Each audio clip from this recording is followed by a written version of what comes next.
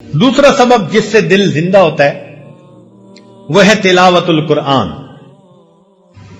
آدمی کم از کم ایک پارہ روزانہ تلاوت کرے. بہت مشکل ہو تو چلو آدھا پارہ. کوئی دن زندگی کا اللہ تعالی کی یاد کے بغیر نہ گزرے، تلاوت قرآن کے بغیر نہ گزرے. ہمارے ان لاز کے ایک بزرگ تھے، دارالعلوم دیوبند سے انہوں نے فراغت حاصل کی تھی. میری ایک مرتبہ ان کی ملاقات سوات میں ہوئی تو وہ کہنے لگے کہ میں امام العلماء والصلحاء حضرت خواجہ عبد المالک صدیقی رحمت اللہ علیہ سے بیعت ہوا، اور اس وقت انہوں نے فرمایا کہ ایک پارہ روزانہ تلاوت کرنا. فرمانے لگے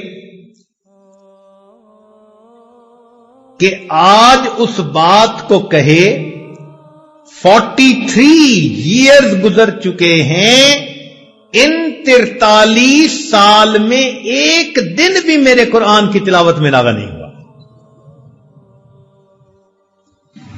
جب ایسے لوگ اللہ کے سامنے نامہ اعمال لے کر جائیں گے ہمیں کتنی شرمندگی ہوگی کہ ہمارے کتنے دن تلاوت کے بغیر جا چکے ہیں. اب دیکھو 43 سال، سردی بھی، گرمی بھی، صحت بھی، بیماری بھی، دیس بھی، پردیس بھی، خوشی بھی، غمی بھی، 100 عوارض ہوتی ہیں، مگر وہ کہتے ہیں میں نے ایک پارے کی تلاوت پکی کر.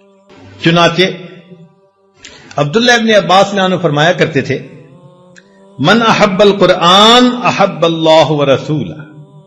جو شخص قرآن سے محبت کرتا ہے وہ اللہ رب العزت اور اس کے رسول سے محبت کرتا ہے، اور اللہ اور اس کے رسول اس بندے سے محبت کرتے ہیں. سیدنا عثمان ابن عفان رضی اللہ عنہ ایک عجیب بات فرماتے تھے.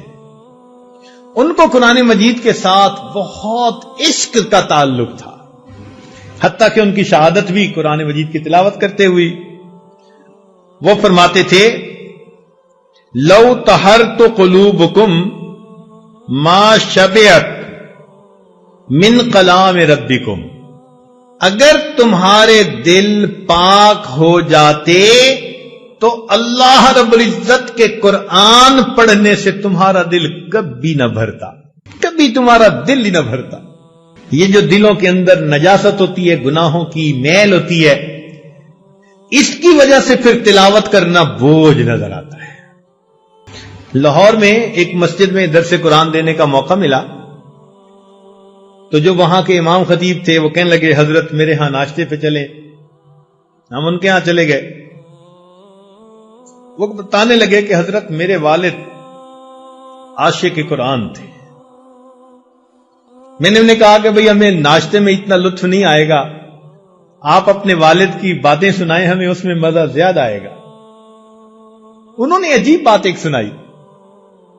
کہنے لگے کہ میرے والد صاحب کو کسی نے یہ کہہ دیا کہ اگر آپ ایک قرآن پاک روز تلاوت کریں اور 2 سال آپ کا یہ معمول رہے تو قرآن مجید کا فیض آپ کی آنے والی نسل میں جاری ہو جائے گا. کہنے لگے والد صاحب نے عمل کرنا شروع کر دیا، روزانہ ایک قرآن مجید پڑھتے ہیں، روزانہ ایک قرآن مجید. اب بتائیں کہ 2 سال کوئی تھوڑا وقفہ تو نہیں نہ ہوتا. انہوں نے مستقل 2 سال ایک قرآن مجید روز پڑھا. کہنے لگے اس کا نتیجہ یہ ملا کہ میرے والد صاحب کی جتنے بیٹے جتنی بیٹیاں، ان کے آگے جتنے بیٹے جتنی بیٹیاں، کسی کی عمر اگر 7 سال سے زیادہ ہے تو وہ قرآن مجید کا حافظ ہے. میرے والد کی نسل سے کوئی بیٹا بیٹی ایسی نہیں، نرینہ یا مادینہ کوئی اولاد ایسی نہیں کہ جو دنیا میں زندہ ہو 7 سال سے اوپر ہو قرآن کے حافظ نہ ہو. اللہ اکبر کبیر. محبت والے لوگ ابھی بھی زندہ ہیں.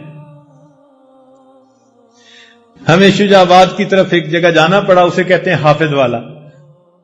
واہ میرے مولا، اس پورے گاؤں کے اندر ایک گھر ایسا نہیں جس میں کوئی عورت یا مرد اللہ کے قرآن کا حافظ نہ موجود، پوری بستی کے اندر کوئی ایسا گھر نہیں۔ ابھی کچھ لوگ باقی ہیں جہاں میں، تو بھائی وہ تو پورے قرآن کی تلاوت کرتے تھے، ہمارے لیے ایک پارہ تلاوت کون سا مشکل کام ہے؟ جیسے گرمی کے موسم میں ایک آدمی صحرا کا سفر کر رہا ہو نا، پسینہ آیا ہوا ہوتا ہے، حلق خشک ہوتا ہے، اور جی چاہتا ہے کہ پانی کا قطرہ کہیں سے مل جائے۔ اب ایسے بندے کو اگر ٹھنڈا اور بہترین شربت دیا جائے، وہ کتنی رغبت سے اس شربت کو پیتا ہے۔ اللہ والے اللہ کے قرآن کو اسی طرح پڑھتے ہیں کہ ہر آیت پڑھتے ان کو یوں مزہ آتا ہے جیسے پیاسے بندے کو شربت پینے کا مزہ آ رہا۔ آج کل کے نوجوان آئس کریم کھاتے ہیں جی، ونیلا آئس کریم، اچھا بھائی، کہتے ہیں جی کہ بس اس کو کھائیں تو ہر دفعہ کھانے کا مزہ۔ اللہ والوں کے دل کی یہی کیفیت، ان کو قرآن مجید کی ہر آیت پر اس طرح مزہ آتا ہے جس طرح ہمیں آئس کریم ہر دفعہ منہ میں لے جانے کا مزہ آتا ہے۔ اصل میں ہم اس مزے سے واقف نہیں نا، اس لیے، ورنہ آسان کام ہوتا ہے عشاء کے وضو سے فجر کی نماز پڑھ لینا۔ 40 سال عشاء کے وضو سے فجر کی نمازیں پڑھی ہمارے بزرگوں نے۔ وہ رات کے اندھیرے کے اس طرح منتظر ہوتے تھے، ہم تہجد پڑھیں گے جس طرح دلہا اپنی دلہن سے ملاقات کے لیے رات کا منتظر ہوا کرتا ہے۔ اس لیے کہتے تھے کہ لوگوں کا دن سورج کے طلوع ہونے سے شروع ہوتا ہے اور ہمارا دن سورج کے غروب ہونے سے شروع ہوتا ہے۔ امام راضی رحمت اللہ علیہ فرماتے تھے، اللہ دن اچھا نہیں لگتا مگر تیری یاد کے ساتھ، رات اچھی نہیں لگتی مگر تجھ سے راز و نیاز کے ساتھ۔ مجھ کو نہ اپنا ہوش نہ دنیا کا ہوش ہے، بیٹھا ہوں مست ہو کے تمہارے جمال میں، تاروں سے پوچھ لو میری روداد زندگی، راتوں کو جاگتا ہوں تمہارے خیال میں۔ اللہ کی یاد میں راتوں کو جاگتے ہیں۔ لا الہ الا اللہ محمد الرسول اللہ۔ دعا کر لیجئے، سبحان ربی العلی الوہاب، اللہم صلی علی سیدنا محمد وعلی آل سیدنا محمد وبارک وسلم۔ اے کریم آقا، ہم آپ کے عاجز مسکین بندے ہیں، ہمارے گناہوں کو معاف فرما، خطاؤں سے درگزر فرما، عیبوں کی پردہ پوشی فرما۔ اللہ ہماری نگاہوں کو پاک فرما، دلوں کو صاف فرما، سینوں کو اپنی محبت سے لبریز فرما، اپنے عشق کی آتش ہمارے سینوں میں پیدا فرما، ہمارے انگ انگ سے اپنے ذکر کو جاری فرما، روئیں روئیں سے اپنے ذکر کو جاری فرما، ہڈی ہڈی بوٹی بوٹی میں اپنی محبت پیدا فرما۔ اے اللہ، جو گناہ دن میں کیے معاف فرما، راتوں میں کیے معاف فرما، محفل میں کیے معاف فرما، تنہائیوں میں کیے معاف فرما، جو گناہ یاد ہیں وہ بھی معاف فرما، جو کر کے بھول گئے وہ گناہ بھی معاف فرما۔ میرے مالک، ہمارے حال پر رحمت کی نظر فرما۔ اے اللہ، سائل جو روٹی کا ہو، سائل ایک دروازے سے نہ ملے وہ دوسرے پہ چلا جاتا ہے، نہ ملے تیسرے پہ چلا جاتا ہے، اس کا تو مسئلہ کوئی نہیں۔ اللہ، مسئلہ تو ہمارا ہے، ان کے پاس ایک ہی دروازہ ہے۔ اللہ، ہم اچھی طرح جانتے ہیں جو آپ کے دروازے سے خالی اٹھتا ہے وہی بد نصیب ہوتا ہے۔ اللہ، اپنے دروازے سے خالی نہ اٹھائیے، اللہ خالی نہ اٹھائیے، جولیاں بھر دیجیے، مرادیں پوری کر دیجیے۔ آپ نے فرمایا وَأَمَّا السَّائِلَ فَلَا تَنْهَرْ، سوالی کو انکار نہ کرو۔ جب ہم کمزوروں کو حکم ہے ہم سوالی کو انکار نہ کریں۔ اے اللہ، ہم بھی تو آپ کے در کے سوالی ہیں، اے مالک آپ بھی انکار نہ فرمائیے۔ اے اللہ، اس مجلس میں جتنے لوگ ہیں سب کی جھولیاں بھر دیجیے، نیک مرادیں پوری کر دیجیے، آنے والے وقت کو گزرے وقت سے بہتر فرما دیجئے، آنے والی زندگی کو گزری زندگی کا کفارہ بنا دیجئے۔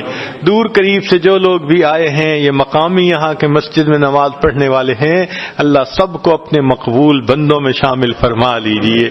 اے اللہ ہماری ان دعاؤں کو اپنی رحمت سے قبول فرما، ہمیں بار بار اپنے گھر کا دیدار عطا فرما، اپنے حبیب صلی اللہ علیہ وسلم کے در کی قبولیت والی بار بار حاضری نصیب فرما۔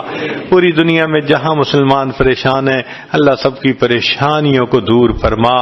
ہمارے والدین، عزیز اقارب، مشائخ جو فوت ہو چکے، اللہ ان کی مغفرت فرما، جن کی آپ نے مغفرت کر دی قرب کے اعلیٰ درجات عطا فرما، جنہوں نے دعاؤں کے لیے کہا، خط لکھے، فون کیے، ان کے ہم پر حقوق آتے ہیں یا جو ہم سے توقعات رکھتے ہیں، اللہ ان سب کو ان نیک دعاؤں میں شامل فرما۔ صلی اللہ تعالی علی حبیبہ سیدنا محمد وآلہ واصحابہ اجمعین برحمتک یا ارحم الراحمین۔